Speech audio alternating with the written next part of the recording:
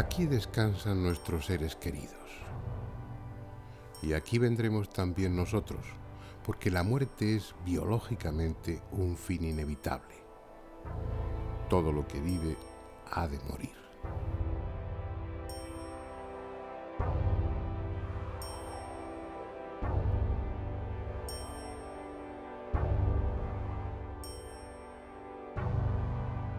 Para las demás especies parece no haber problema, lo aceptan como lo que es, un hecho natural, pero los humanos somos distintos, tenemos conciencia, sabemos quiénes somos, pensamos, sentimos. Por eso cuando alguien cercano muere, experimentamos tristeza y nostalgia por su ausencia. Una pregunta surge entonces. ¿Volveremos a encontrarnos? ¿Hay algo más allá de la muerte?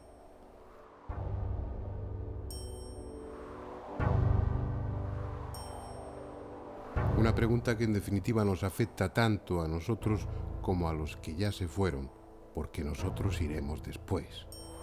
Por eso el hombre ha sentido desde siempre la llamada de lo trascendente. Por necesidad, para mitigar la angustia, el miedo a dejar de ser, o porque ha tenido experiencias que le han hecho entrever ese otro mundo. Experiencias iguales a las que ahora muchos tienen. Sueños, estados de casi muerte, trances, proyecciones fuera del cuerpo. Sea por una u otra razón, o por ambas, los humanos llevamos milenios intentando comunicarnos con los muertos.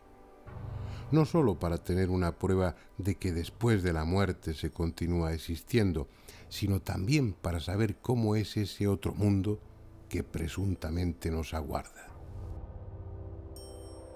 No es pues un tema nuevo.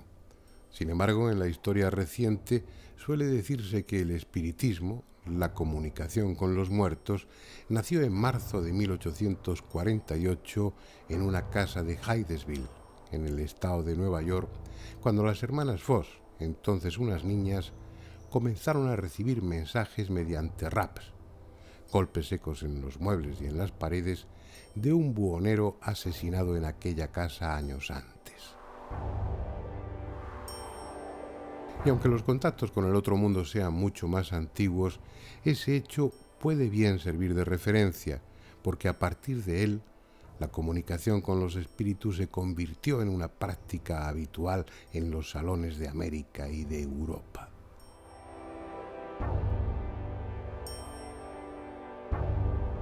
La moda pasó, pero da la impresión que desde el más allá, los muertos no se resignaban a esa ruptura del diálogo, y ya que los médiums y las mesas parlantes escaseaban, buscaron otra forma de comunicarse, la que alguien menos podía imaginarse: el magnetofón.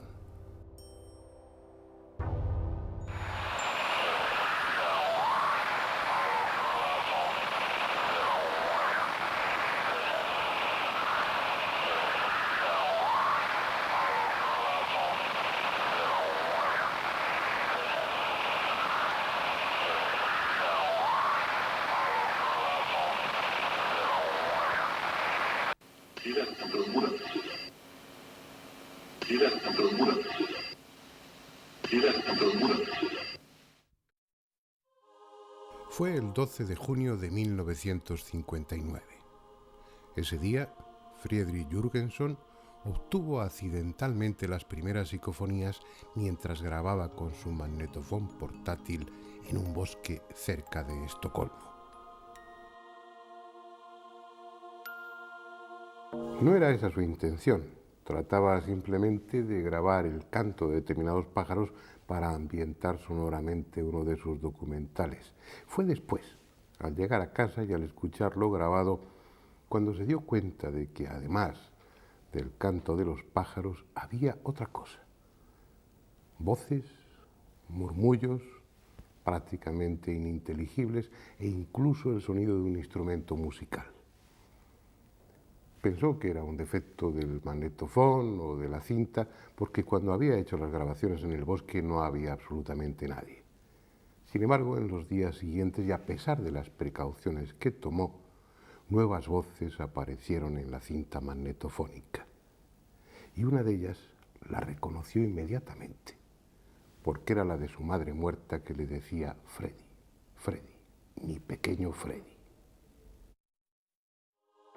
Se inició así una etapa apasionante, llena de logros espectaculares en un campo de experimentación totalmente nuevo, y también de sinsabores, por la incomprensión y por el rechazo que muchos investigadores mostraron ante algo tan poco científico como que desde el otro mundo los muertos quisieran comunicarse con los vivos. Pero eso era lo que realmente parecía. Aquellas voces no solamente se identificaban como personas fallecidas, sino que también usaban sus voces. Un solo ejemplo. Constantin Raudive, la figura más destacada en este campo, que a su muerte en 1974 dejó grabadas alrededor de 100.000 psicofonías, al preguntar en agosto de 1961 por Andrea, una amiga muerta, obtuvo inmediatamente esta respuesta. Sí, Andrea. Sí, Andrea. Sí, Andrea. Lejanas, apenas audibles, o como si tuvieran que apresurarse por alguna razón, las psicofonías solían y suelen reducirse a palabras sueltas o frases muy cortas.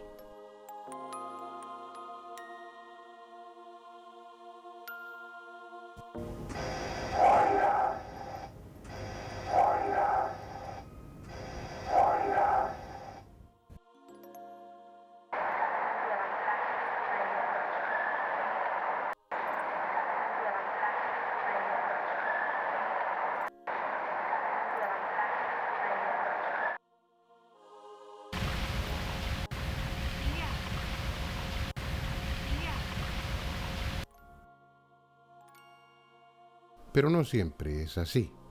En alguna ocasión, lo grabado psicofónicamente desconcierta por su espectacularidad y belleza, como el coro que ahora escucharemos.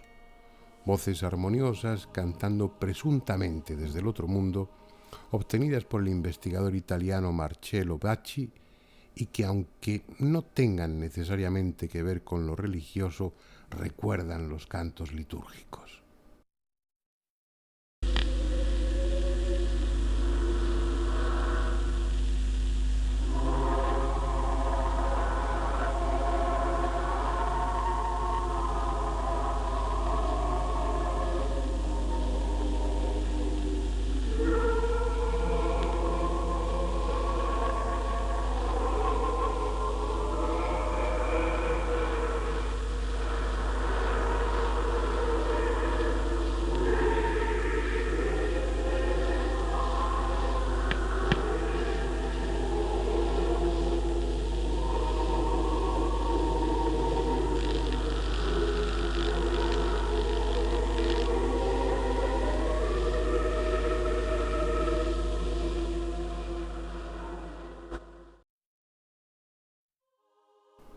La que sí tiene un claro contenido religioso es la que grabó Pedro Amorós en un castillo templario.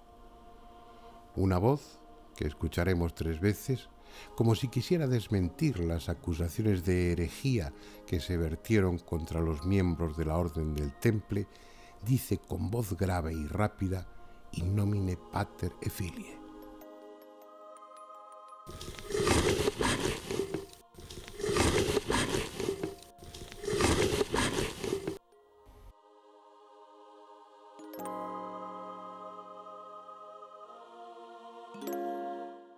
En teoría, cualquier sitio es bueno para grabar psicofonías. Como veremos después, los investigadores las obtienen frecuentemente en su propio laboratorio. Pero los lugares donde se han producido hechos luctuosos o dramáticos parecen los preferidos cuando se hace investigación de campo. ¿Por qué? Puede que, como algunos sugieren, allí quede una especie de energía remanente, como si los sentimientos acumulados en el lugar favoreciesen los fenómenos paranormales. Puede también que todo se reduzca a que esos escenarios aportan un grado de romanticismo que estimula a los experimentadores.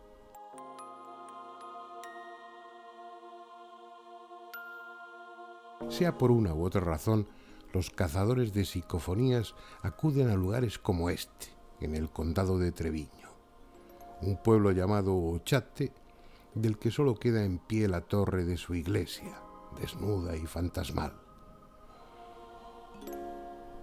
Un pueblo de trágica historia, asolado por sucesivas epidemias que acabaron con casi todos los habitantes y del que los pocos que quedaron huyeron para no volver jamás. Muchos de los que, atraídos por su siniestra fama, han pasado la noche aquí, hablan de suspiros, de pisadas a su alrededor, incluso de agresiones por manos invisibles, y también han obtenido psicofonías. Oigamos un par de ellas grabadas en el interior de la torre.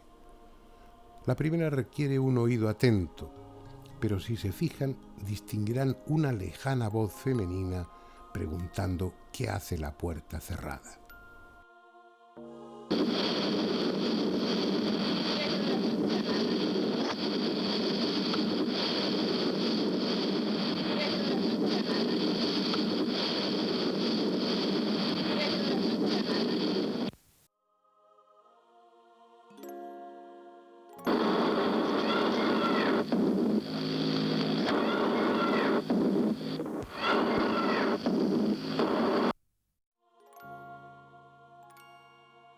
Pero aunque es lo frecuente, no siempre las psicofonías resultan de difícil audición. Cambiemos de escenario para escuchar otras tan claras como espeluznantes. Esta es la moderna y activa ciudad de Albacete. Y este es un edificio más, aparentemente. En él está instalada la Jefatura de Industria de Castilla-La Mancha, pero antes estuvo la Casa de la Marquesa, habitada en tiempos por doña Margarita Ruiz de Liori, marquesa de Villasante. Una mujer singular, en muchos aspectos adelantada a su época, de la que se dice que celebraba reuniones donde se practicaba la magia negra. En 1954 fue acusada de haber mutilado el cadáver de su hija Margot, así como de otros hechos siniestros, entre los que figuraba el sacrificio de animales. Tengan o no que ver con aquellos acontecimientos, lo cierto es que el moderno edificio ha sido teatro de fenómenos paranormales de los que el personal de las oficinas ha sido testigo en numerosas ocasiones. Por este motivo, un equipo de investigadores dirigido por Fernando Rosillo, José Luis Tajada y José Martínez, y dotado con un complejo material técnico, pidió y obtuvo permiso en 1998 para realizar diversas pruebas, entre ellas la grabación de posibles psicofonías. Y fue precisamente en ese tipo de fenómeno en el que obtuvieron resultados positivos y espectaculares.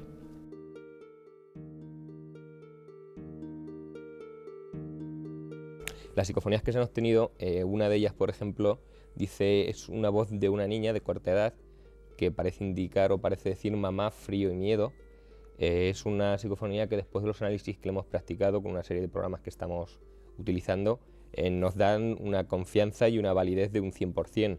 Otra de ellas, por ejemplo, decía, hay mucha energía, José. Esa psicofonía se obtuvo a raíz de una pregunta que hizo José Luis en un ordenador portátil que teníamos la primera noche. Y lo mismo, es la misma voz con la misma cadencia. Hay otra psicofonía que dice, soy yo. Esa se obtuvo en la sala de juntas y es curioso porque esa grabación sí que hay una cinta de vídeo, se está viendo cómo se graba todo, no sale nada, se para la grabadora y a continuación es cuando sale la voz. Probablemente esto se deba al campo magnético generado por el cabezal de la cinta, pero eso pues está por demostrar aún, todo esto son hipótesis. Y por último, la otra psicofonía, quizá la más impactante por el contenido, sea la que se grabó la última noche. Es la misma voz con la misma cadencia y en este caso lo que decía era simplemente yo soy Dios. Son psicofonías, como estábamos comentando, que sin tener que filtrar, ni limpiar, ni samplear, tienen una claridad y una contundencia para nosotros poco conocida. Y en efecto, resultan perfectamente audibles. Y podría añadirse que escalofriantes, porque se trata de la voz susurrante de una niña que dice cosas como mamá, frío, miedo.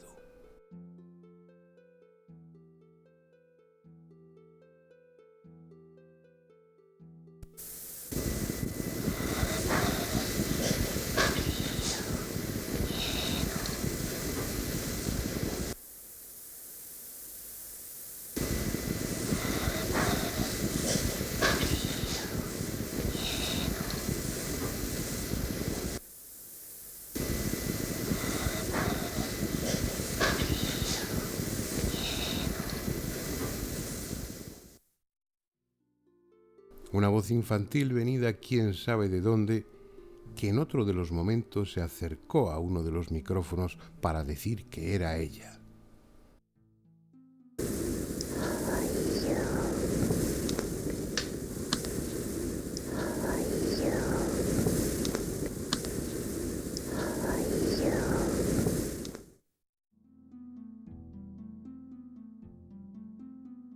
La misma voz que luego diría: yo soy Dios.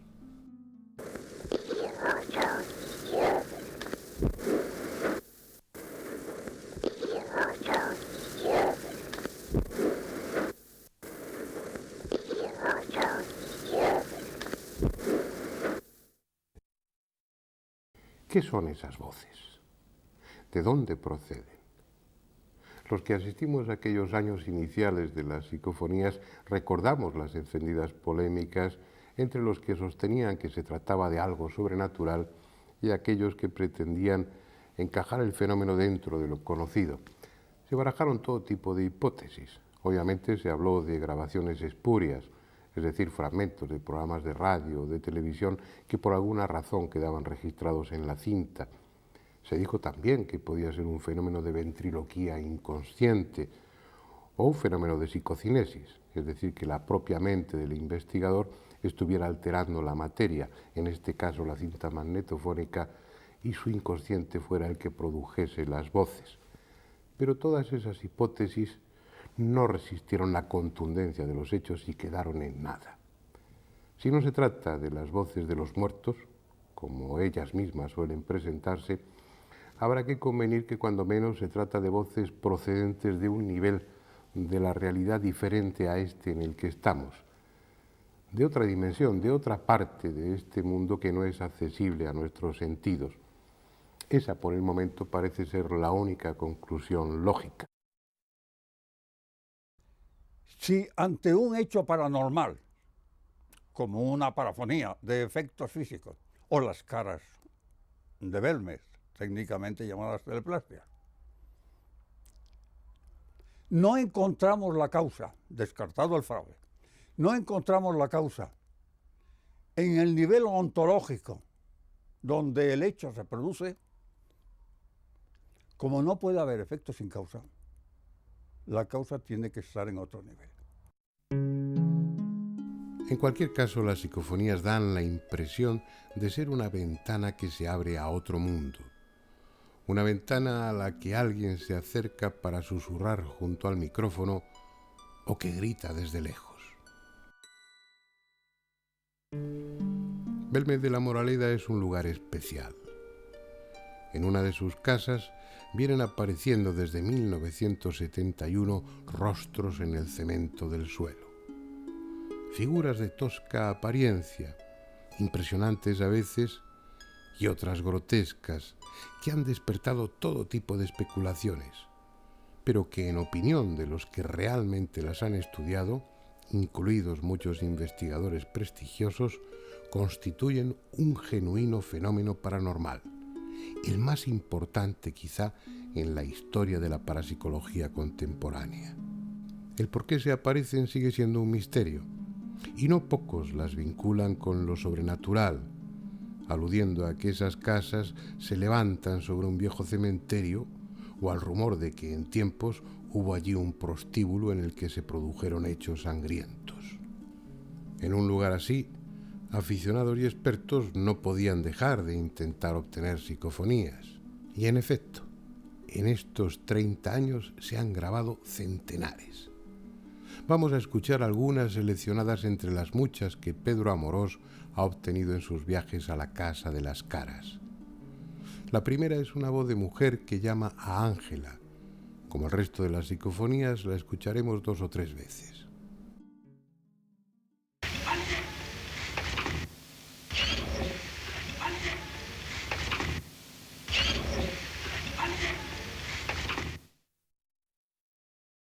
Otra, también muy clara, pero de contenido más siniestro, parece decir matar a él.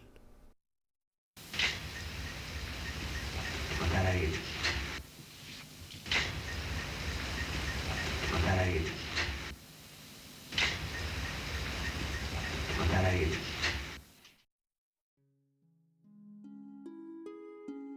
Al preguntar al investigador si había algún tipo de entidades en el lugar, se grabó una psicofonía que respondía afirmativamente diciendo almas hay.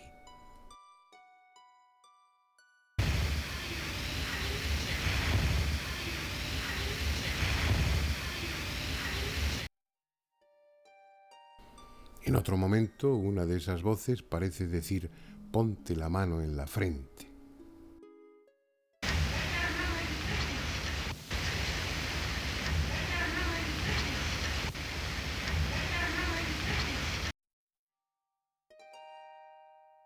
Y por último, una psicofonía que expresa su complicidad con María, puesto que al preguntar esta por qué esas entidades están en su casa, se grabó una voz de mujer que decía, es un abuso. Bueno, el por qué han venido aquí a mi casa.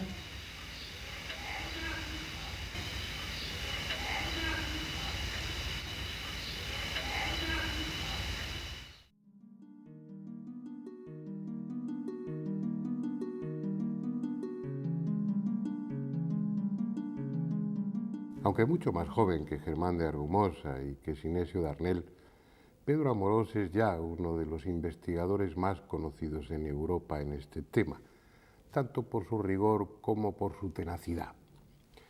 Lleva unas 40.000 psicofonías grabadas y gran parte de su experiencia la ha recogido en un libro, Psicofonías, Voces del Más Allá, donde, entre otras cosas, describe la técnica más adecuada para grabar estas voces, tanto en la investigación de campo como en el laboratorio. Así pues, bien puede ser él quien nos ilustre sobre la mejor forma de hacerlo. Pues para grabar una psicofonía, la técnica más simple que hay es un simple magnetofón de estos de reportero que utiliza normalmente la gente. Eso sí, con un micrófono conectado con un cable, ¿no? Esto nos da un registro y aquí se pueden grabar psicofonías y hay muchísima gente que ha obtenido psicofonías verdaderamente espectaculares con esta técnica, con un simple magnetofón, un grabador. Yo al principio utilizaba un grabador, un pequeño maletín pequeñito de plástico y me iba por ahí a intentar conseguir psicofonías en casas encantadas o que se decían misteriosas, ¿no? Y así obtenía algunas de las imágenes más curiosas, grabaciones más curiosas. Claro, luego utilizas aparatos como de bobina abierta o incluso los ordenadores que te dan un espectro, un ancho diferente de grabación y gracias a eso las psicofonías son más claras, más inteligibles y se puede trabajar mucho mejor con el sonido, evidentemente. No es lo mismo caminar por una autopista que por una carretera comarcal.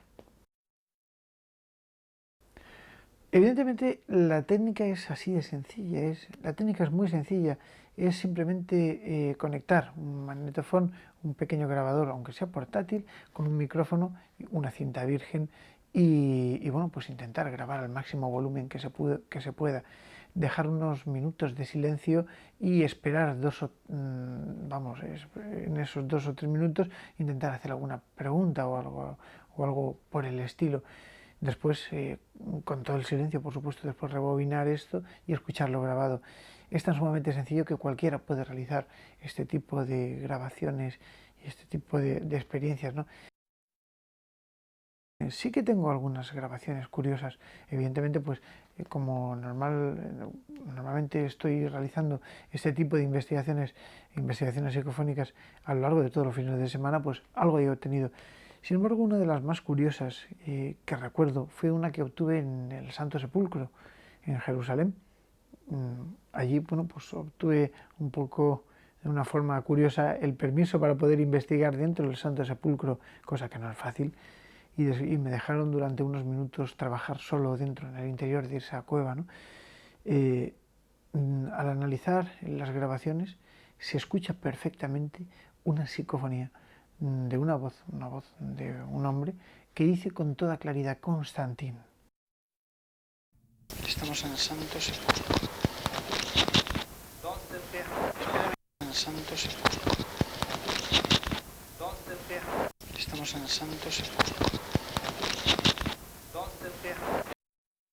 ¿Qué sería Constantín? ¿Constantín Raudive? No lo sé. El caso es que nos plantea aquí este misterio. Para mí es una de las psicofonías más curiosas y que desde luego, bueno, pues por su claridad y evidentemente por el lugar donde fue grabada, para mí es importante. Es esa la duda que siempre queda flotando en el ambiente. ¿Son quienes dicen ser? ¿Realmente los muertos, nuestros muertos, están intentando comunicarse con nosotros? ¿O acaso, sin proponérnoslo, hemos abierto una brecha en el muro invisible que separa esta realidad de otra, en la que hay de todo, incluso almas? ¿Por qué no utilizar ese nombre?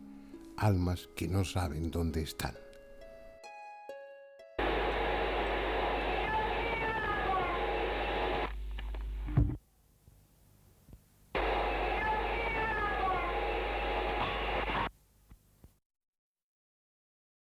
O niños perdidos, solos en un mundo de sombras que utilizan este medio para gritar su desconsuelo.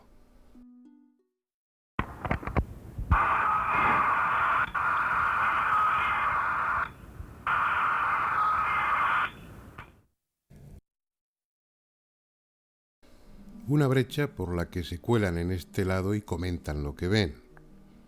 Como esta, en la que una voz, grabada en un magnetofón puesto en marcha con temporizador en el laboratorio vacío de Sinesio Darnell, deja constancia de que estuvo allí y no había nadie.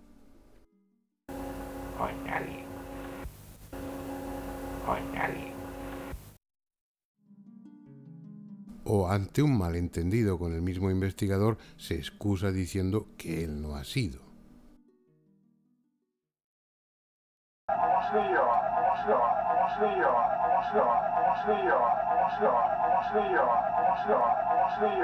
Creo que se entiende perfectamente, ¿no? Quizá ese otro mundo del que vienen las voces no esté en ningún sitio que pueda visitarse y sea un reino sin tiempo y sin espacio.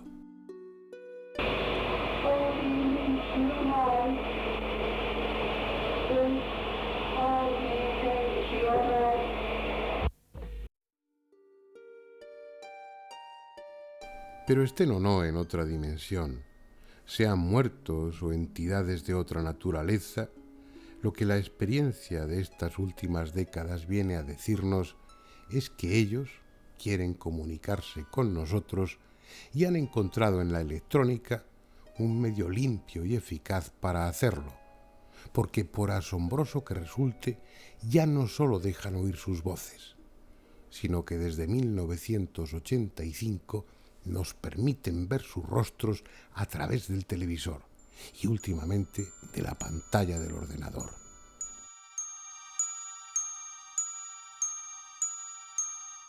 Este es el padre François Brin, durante una de sus conferencias. Sacerdote y teólogo, se ha convertido en algo así como un apóstol de la transcomunicación. Entiende que las psicofonías y ahora las psicoimágenes constituyen una fuente de esperanza, un alivio para aquellos que han perdido seres queridos o sienten el temor de que tras la muerte no haya nada. En sus charlas muestra un vídeo donde se recogen muchas de las psicoimágenes de los primeros años obtenidas por Schreiber y el llamado Grupo de Luxemburgo.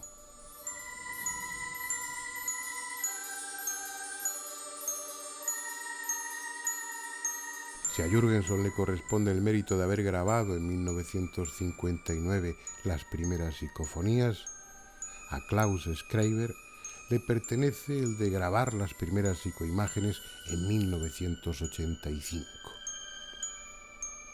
Lo curioso, lo extraordinario, si hemos de ser justos en el adjetivo, es que las instrucciones para obtener esas imágenes del otro mundo se las dio su hija muerta a través de varias psicofonías. Así pues, y mientras no se demuestre lo contrario, estos rostros pertenecen a los que entendemos como espíritus, personas que están al otro lado de la muerte.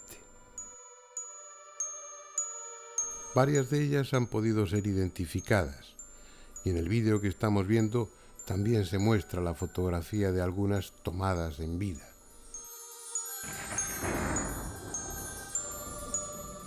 Por ejemplo, esta es la imagen fantasmal, valga la expresión, de quien parece ser un religioso captada por Schreiber.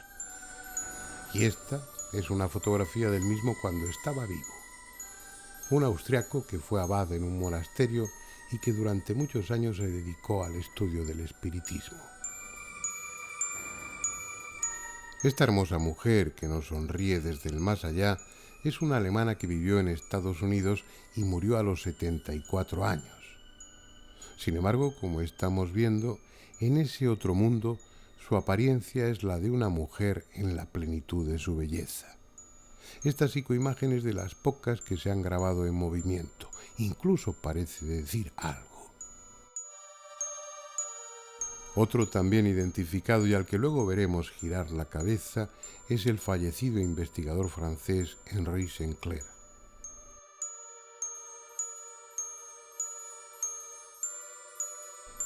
Pero siendo todo ello desconcertante, lo más insólito es que algunas de esas imágenes muestran un mundo similar a este, con objetos, mar, paisajes, animales.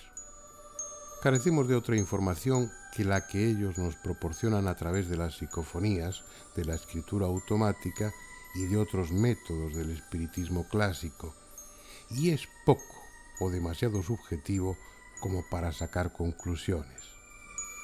En realidad no sabemos si estamos viendo ese otro mundo como auténticamente es, o como ellos, sean muertos u otra cosa, quieren que lo veamos. En todo caso, y dejando aparte los inevitables fraudes, estamos ante un fenómeno de extraordinaria importancia. La técnica nos ha proporcionado un medio que nadie había imaginado para ponernos en contacto con otro plano distinto de la realidad.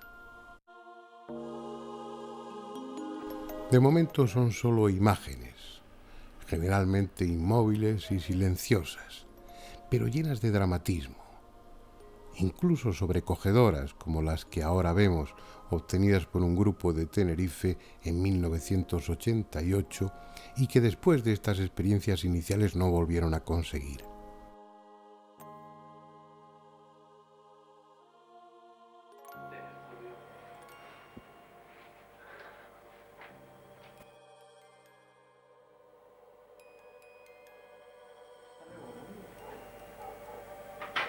Meto la línea. Y luego.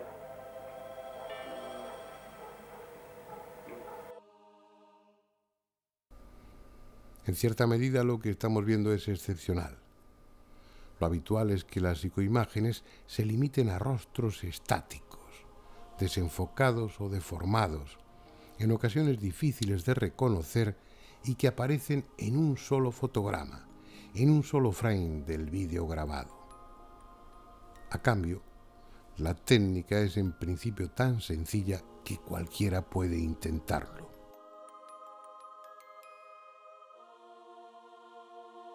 Pues la psicoimagen realmente es muy sencilla de obtener, simplemente hace falta una cámara de vídeo pequeñita conectada a un monitor de televisión. Y entonces lo único que tenemos que hacer es enfocar el monitor de televisión con la propia cámara. Una vez que tengamos enfocado, dejaríamos un ángulo de unos 45 grados con respecto a la línea del monitor cámara y bueno, pues lanzamos el zoom un poquitín hacia la esquina inferior derecha normalmente, hasta que se forme un efecto de retroalimentación que normalmente suele ser una espiral. En esta espiral nada más conseguir este efecto que nosotros le llamamos retroalimentación, pues ahí lo único que hay que hacer es intentar obtener estas psicoimágenes.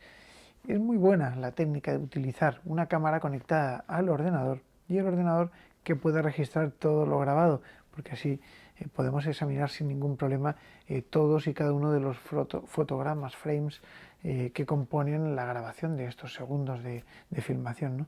Y esto es muy, muy útil. Otra cosa sería utilizar el vídeo, ¿no? Que también es un sistema un poquito más arcaico, pero evidentemente bueno, pues muestra la antigua usanza del tema de las psicoimágenes. Lo que pasa es que, claro, los cabezales del vídeo peligran, ¿no? Porque 10 segundos son 240 y tantos fotogramas.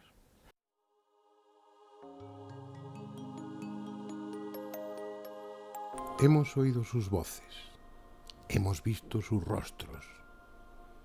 Si son quienes dicen ser, el miedo que desde siempre hemos sentido ante la muerte debiera desvanecerse para dar paso a la certeza de que tras ella continuamos existiendo. Sin embargo, siendo mucho lo que se ha avanzado en este campo, no es suficiente. La mayoría necesita pruebas más sólidas aún, más concluyentes. Y quizá tengan razón, pero al menos convengamos en que estas experiencias abren una puerta a la esperanza.